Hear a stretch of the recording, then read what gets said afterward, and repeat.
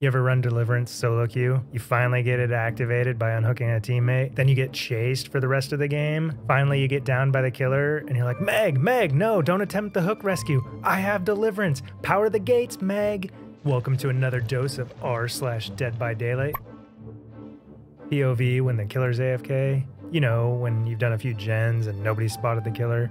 There's always that one person that has to go investigate, see if they can find him. Well, Patrick here is that person. What's this down here?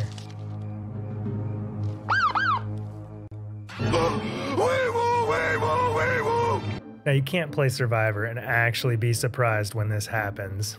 It's not toxic if you have no choice. Why did you bleed me out? You're such a toxic sweatlord. You're ruining this game. You crawled to a corner with no hooks.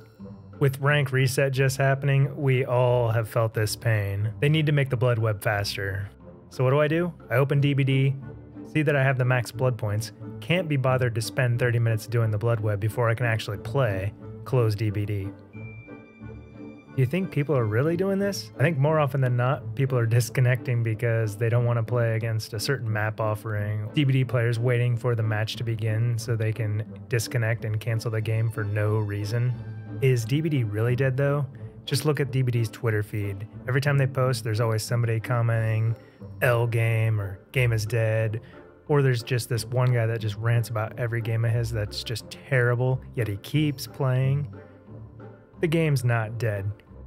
How it feels doing archive challenges. For Survivor, take the power back. Throw 6 matches. Yay! Killer, Arcane Devotion.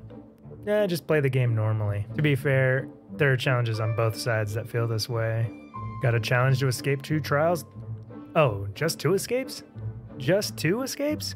Why don't I strap on my escape helmet and squeeze down into an escape cannon and fire off into escape land where escapes grow and escapes? Oh, this is funny. Behavior has finally learned their lesson. Perhaps we could design survivors who wouldn't be overly attractive. We could create characters that average people could identify with. No one buys that survivor or their skins. Never again. Goodbye, Haddie. Why do you play like this? Wraith players dropping everything they're doing to immediately return to a hook the millisecond they get an unhook notification. This describes exactly what nurse be like. Help the nurse through the maze to find the survivor. Need a killer perk that just makes survivors forget how to play? Just put on Franklin's Demise. Holy, I make survivors suddenly go full dumb mode. I think part of it is they're worried about getting that item back before it runs out of charges. God save the beamers. Horror icon enters the entity's realm, seeing the whole squad is already there. Sad Jason Voorhees noises. Shut up, Jason!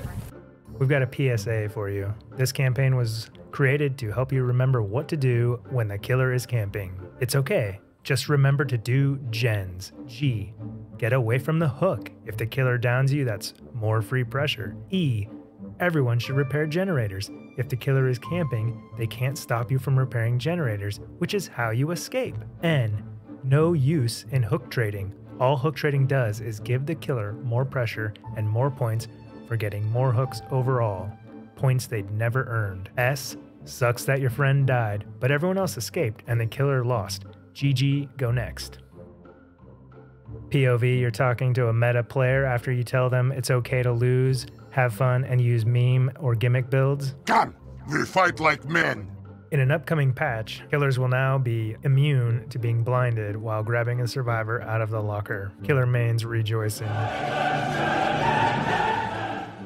Okay, this has to be the best deception I've ever seen from a Sadako. Game is over.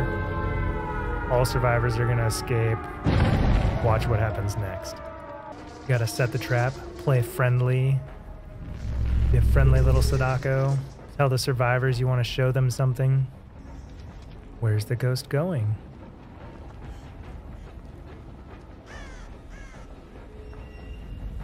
Just wait here. And boom, to manifest. We just went from a 0K to a 2K. GG easy.